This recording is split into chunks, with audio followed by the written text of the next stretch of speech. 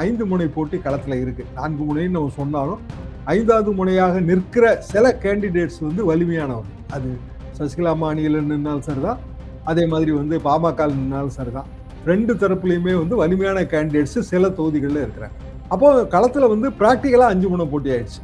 அப்போ இந்த களத்துல எது டிசைட் ஆகும்? 3 ஃபேக்டருங்க. முதலமைச்சர் யார்? திமுகவும் அதிமுகவும் நேரடியாக களத்துல மோதுற இடங்கள்ல திமுக பெட்டரா இருக்கும். அதிமுகவும் திமுக கூட்டணி கட்சிகளும் மோதுற இடத்துல அதிமுக பெட்டரா இருக்கும். இப்போ திமுக கூட்டணியில இருக்கிற கட்சிகளுக்கான ஒரு பெரிய அழுத்தம் எதுன்னா, அவங்க வாங்கி வச்சிருக்கிற தொகுதி எண்ணிக்கைக்கு தகுந்த மாதிரி அவங்களுக்கு ஸ்ட்ரைக் ரேட் வரணும். 28 தொகுதி வாங்கி இருக்க காங்கிரஸ் 20 தொகுதியில ஜெயிக்கணும்லப்போ. அமமுகவுக்கு கொடுத்த தொகுதி கூட ஒரு 4 தொகுதி தாங்க அவங்களுக்கு உசிதமான தொகுதி, மற்றெல்லாம் ஒண்ணுமே இல்லை. அப்போ பிஜேபி, அமமுக, தமாக எல்லா தொகுதியுமே வந்து அந்த கூட்டணியில ஜெல்லே ஆகாத தொகுதி ஒண்ணு. அந்தந்த கட்சிகளுக்கு தொண்டர் பலமும் இல்லை 2. இந்த இடத்துல வந்து இந்த கூட்டணியோட வெற்றி வாய்ப்பு இதுல பாதிக்கப்படும் தான் நான் நினைக்கிறேன். சிம்பிள் ரீசன் என்னன்னா, அவங்கள தாண்டி எடப்பாடி பழனிசாமியால அலோகேட் பண்ண முடியாது ஒண்ணு. இன்னொன்னு, பிஜேபி வளர்றத அவரும் விரும்பல.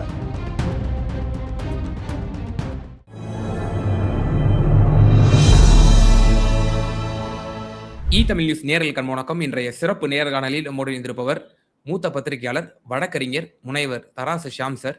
சார் வணக்கம். வணக்கம் சார். இப்போ 4 முனை போட்டி, அந்த பிரதான கட்சிகள் மற்றும் தாவேகா, நாம் தமிழர் இவங்க எல்லாருமே கேண்டிடேட்ஸ் எல்லாம் அனௌன்ஸ் பண்ணிட்டாங்க. இப்போ பாக்கி இருக்கிறது காங்கிரஸ் மற்றும் பாஜக. அவங்க தான் வந்து அனௌன்ஸ்மெண்ட் பண்ணாமல் இருக்கிறாங்க.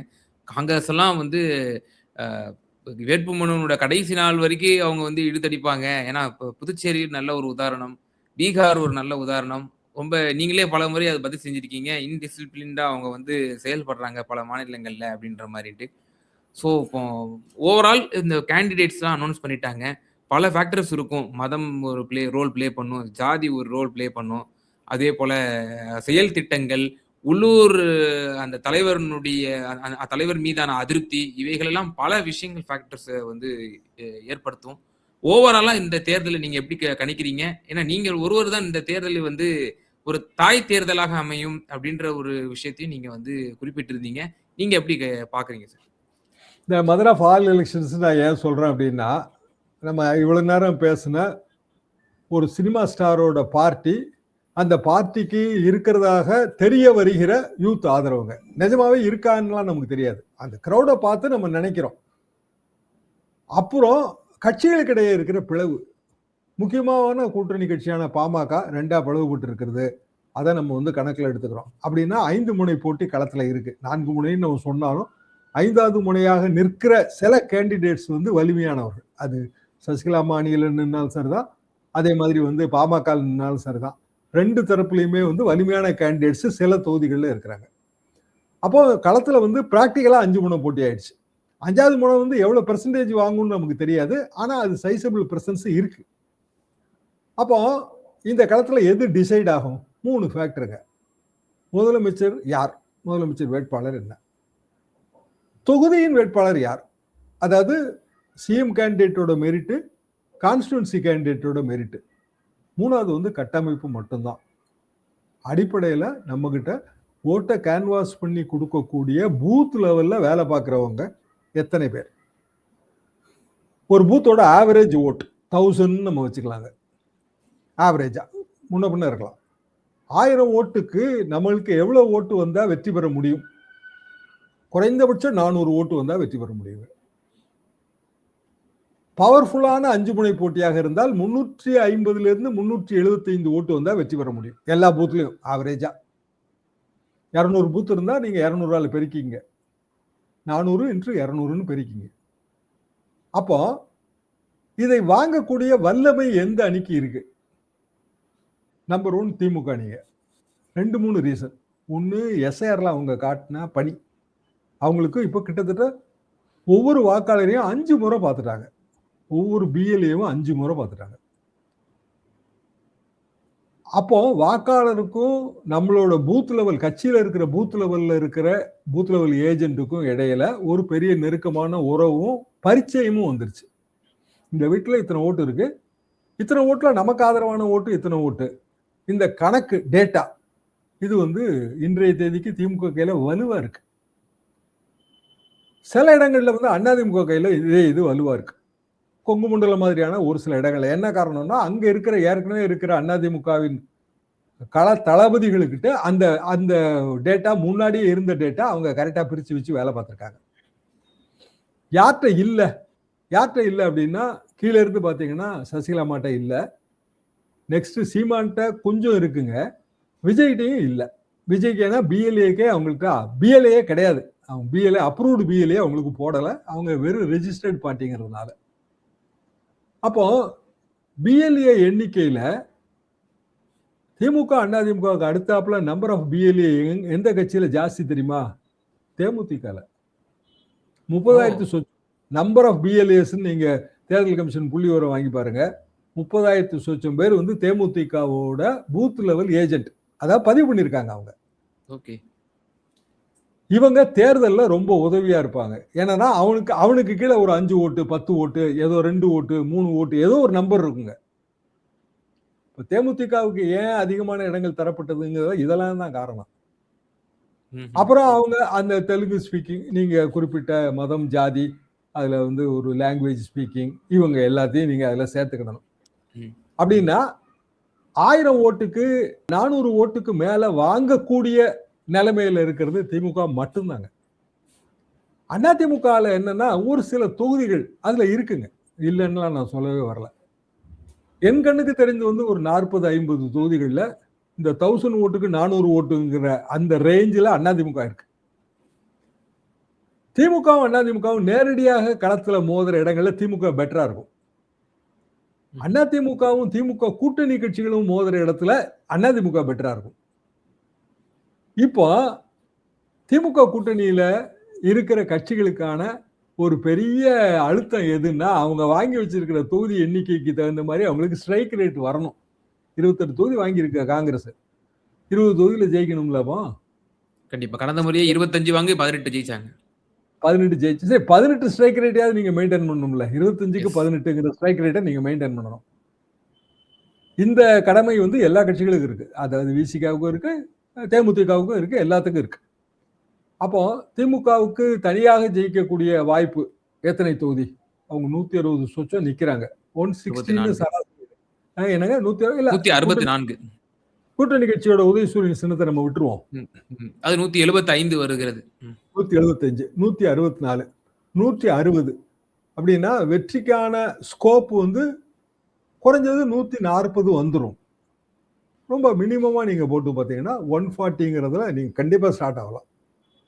150 வந்துட்டாங்கன்னா அவங்க எய்ம் அதான் 150 வரணும். 50 வந்து கூட்டணி கட்சிகளோட கான்ட்ரிபியூஷன் வரணும். ஆக 200. இந்த டார்கெட்டை வச்சு தான் அவங்க போறாங்க. இதே டார்கெட் தான் எடப்பாடி பழனிசாமியும் 210ன்னு சும்மா ஒரு 10 தொகுதி கூட்டி சொல்றாரு. ஆனா இதே மாதிரியான டார்கெட் தான். ஏன்னா 2 திராவிட கட்சிகளுமே கிட்டத்தட்ட ஈக்குவல் நம்பர் ஆஃப் சீட்ல தனியா போட்டி போடுறாங்க. அப்போ அந்த கூட்டணி கட்சிகள்ல பேலன்ஸ் தொகுதியை தரக்கூடிய அளவுக்கான வல்லமை இருக்கா இல்லையா இதை நம்ம பார்க்கணும். அப்போ இங்க வந்து காங்கிரஸ் கட்சி எவ்வளவுதான் அதை வந்து நம்ம அதுக்கு ஓட்டு எல்லாம் கம்மின்னு சொன்னாலும் ட்ரெடிஷனலா தமிழ்நாடு பூராவும் அவங்களுக்கு ஒரு ஓட்டு வங்கி இருக்கு. கிட்டத்தட்ட அவங்க 28 தொகுதியில ஒரு 20 தொகுதிக்கு மேல அவங்க ஓட்டு வங்கி எங்க இருக்கோ அங்கதான் அவங்க வாங்கியிருக்காங்க. அப்ப அவங்களுக்கான வெற்றி வாய்ப்பு ஓரளவுக்கு சைசபிளா தெரியுது. ஆனா பிஜேபிக்கான வெற்றி வாய்ப்பு ரொம்ப குறைவா தெரியுது. என்ன காரணம் அப்படின்னா மக்களவை தேர்தல்ல அதிமுகவும் பிஜேபியும் வாங்கின ஓட்டுகளை தனித்தனியா வாங்கின ஓட்டுகளை சேர்த்து கணக்குல பார்த்தோம் அப்படின்னா ஒரு 80-85 தொகுதியில நல்ல லீடு இருக்கு. அப்ராக்சிமேட்டா 100ன்னு வச்சுக்கிட்டானா லீடு இருக்கு. அந்த 100 தொகுதியில அதிகமான தொகுதிகளை யார் போட்டி போடுறான்னு பார்த்தா அதிமுக தான் போட்டி போடுது. அதே 80% 2024 டேட்டா செட்ல நமக்கு வந்து ஆதரவு அதிகமாக இருக்கிற தொகுதிகளை அவங்களே எடுத்துட்டாங்க. இதுலதான் அந்த பிஜேபியோட ஒரு தொண்டர்களும் அந்த தலைவர்கள் இல்ல சீட்டு விரும்பினவங்க எல்லாரும் அதிருப்தியா இருக்கிறது காரணம் வந்து இதுதான். அவங்க வந்து ஆசிட்டிஸ் பணியே புரியல. பணி இன்னமும் அவங்க ஸ்டார்ட் ஆகி கிளம்பி வரலங்க. இதுக்கு நல்ல ஒரு உதாரணம் இப்போது நம்ம பேசிக் கொண்டிருக்கக்கூடிய தருவாயிலே முன்னாள் நாடாளுமன்ற தேர்தலின் போது மத்திய சென்னையினுடைய வேட்பாளராக இருந்தவர் திரு வினோஜ் பி செல்வம். அவர் தற்போது ஒரு ட்வீட் ஒன்று போட்டிருக்கிறார். அதாவது ஆதவர்ஜனா ரஜினிகாந்த் அவர்கள் மீது வைத்த போது ரஜினிகாந்த் ஒரு வார்த்தையை குறிப்பிட்டிருந்தார், காலம் பேசாது பொறுத்திருந்து பதில் சொல்லும்ன்ற மாதிரி. அந்த ட்வீட் அவர் வந்து இப்போ போட்டிருக்கிறாரு. விச் மீன்ஸ் என்டிஏ வந்து கூட்டணியில வந்து முறையாக அரவணைக்கப்படவில்லை, சீட்டு ஒழுங்காக ஒதுக்கப்படவில்லை. இந்த கூட்டணி ஜெல்லாகாத தன்மை இது அப்பட்டமா வெளிப்படுத்துது நம்ம பார்க்க முடியுமா? தொடர்ந்து அண்ணாமலையும் இந்த கூட்டணியில் வந்து ரொம்ப அதிருப்தியா இருக்காரு அப்படின்ற ஒரு விஷயமும் சொல்லப்படுது. மத்திய உள்துறை அமைச்சர் அமித்ஷா அவர்கள் இங்க வந்து ஏப்ரல் மாதமே கூட்டணி எல்லாம் பேசுனதுக்கான காரணம் என்னன்னா, ஒரு வருஷம் 10 மாசம் டைம் எடுத்துக்கிட்டா கூட்டணி நல்ல ஜெல் ஆயிரும். ஏன்னா அதிமுக பிஜேபி கூட்டணி விட்டு விலகி போயிருச்சு. 2024 முடிச்சிட்டாங்க. முடித்ததை நம்ம சேர்க்கும் போது ஒரு வருஷம் டைம் வேணும், இதுதான் காரணமா சொன்னாங்க. ஒரு வருஷம் டைம்ல பெரிய அளவுக்கு ஜெல் ஆகிற மாதிரி தோணுச்சு. ஆனா எடப்பாடி பழனிசாமியோட கால்குலேட்டிவ் பிளான் என்னவா தெரியுது அப்படின்னா, அதிமுக தனிப்பட்ட முறையில் ஜெயிக்கிறதுக்கு தோதுவா நம்ம தொகுதிகளை வந்து நம்ம அணிக்கு நம்ம அதை எடுத்துக்கிடணும்னு அவர் நினைக்கிறாங்க. அது நல்லாவே தெரியுது. ஈவன் ஃபார் தட் மேட்டர் அமமுகவுக்கு கொடுத்த தொகுதி கூட ஒரு 4 தொகுதி தாங்க அவங்களுக்கு உசிதமான தொகுதி, மற்றதெல்லாம் ஒண்ணுமே இல்லை. அப்போ பிஜேபி, அமமுக, தமாக எல்லா தொகுதியுமே வந்து அந்த கூட்டணியில ஜெல்லே ஆகாத தொகுதி ஒண்ணு. அந்தந்த கட்சிகளுக்கு தொண்டர் பலமும் இல்லை 2. இப்போ மதுரை மத்தி, இங்க பழனிவேல் தியாகராஜன் பிடிஆரோட மகன், அங்க வந்து புதிய நீதி கட்சி கொடுத்துட்டாங்க. சுந்தர்சி வந்து ஒரு திரை நட்சத்திரம், ஒரு பிரபலம், திரை பிரபலம். அப்போ விஜய நீங்க எப்படி கம்பேர் பண்றீங்களோ அப்படித்தானே நீங்க சுந்தர்சியும் கம்பேர் பண்ணுவீங்கன்றாங்க. விஜய் வந்து சுந்தர்சியை விட ஒரு 10 மடங்கு அதிகமான திரை கவர்ச்சி உள்ளவர்னு எடுத்துக்கங்க, சுந்தர்சி 10 மடங்கு கம்மின்னு எடுத்துக்கங்க. பெரம்பூர்ல வந்து விஜய் கட்சிக்கு வந்து அமைப்பே இல்லாத மாதிரி சுந்தர்சியோட அமைப்பு வந்து மதுரை மத்தியில இல்லை. அதிமுக அதை ஈடுகட்டணும். அப்போ அதிமுக ஈடுகட்டுமான்னா ஈடுகட்ட மறுக்கிறாங்க. என்னன்னா சரி அவர் வந்து ஜெயிக்கிட்டுங்க, அவரா பார்த்துக்கிட்டோம் அப்படின்னு நினைக்கிறாங்க. தொகுதியோட காம்பினேஷன்ஸ் எல்லாம் நம்ம ஒர்க் அவுட் பண்ணி பார்த்தோம்னா அவருக்கு ரொம்ப வீக்கா தெரியுது. அப்போ ஏன் வந்து மதுரை மத்திய தேவையில்லாம இவங்களுக்கு தள்ளி விடணும், புதிய நீதி கட்சிக்கு தள்ளி விடணும், அது தெரியல. அந்த கணக்கு என்ன அப்படின்னா, புதிய நீதி கட்சிக்கு ஒண்ணு கொடுத்த மாதிரி ஆச்சு. புதிய நீதி கட்சி என்ன சொல்லுது, எங்களுக்கு 2 தொகுதிங்க, ஒண்ணு அதிமுக விட்டு கொடுத்துருச்சு, ஒண்ணு பிஜேபி விட்டு கொடுக்கணும். பிஜேபி விட்டு கொடுக்குன்றாங்க. எங்க விட்டு கொடுக்கும்? அவங்களே எங்களுக்கு 5 தொகுதி வேண்டாம், 7 தொகுதி வேண்டாம், மாத்தி கொடுங்கன்னு கேட்டுக்கிட்டு இருக்காங்க. தேதி இன்னைக்கு 31ங்க. இன்னும் மிஞ்சி போனா வந்து லீவ் நாள்லாம் கழிச்சு பாத்தீங்கன்னா 3 நாள் தான் வேட்புமனு தாக்கலுக்கே பாக்கி இருக்கு. அப்ப எப்படி யாரு மாத்தி கொடுக்க போறாங்க? யாரும் மாத்தி கொடுக்க போறது இல்லை. அப்ப புதிய நீதி கட்சிக்கு அந்த ஒரு தொகுதி தான். சுந்தர்சி என்ன பண்ணாரு, அவரோட பழைய படங்கள்லாம் இப்ப இந்த சமீப படத்தை எல்லாம் பார்த்தா அதுல ஏசி சண்முகம் பேர் வருதுங்க, டைட்டில் எல்லாம் வருது, நன்றின்னு போட்டு. அப்ப அவரு நமக்கு அதை தோணலையே தவிர அவருக்கும் ரொம்ப நாளா இந்த ஐடியா இருக்கும் போலதான் தெரியுது.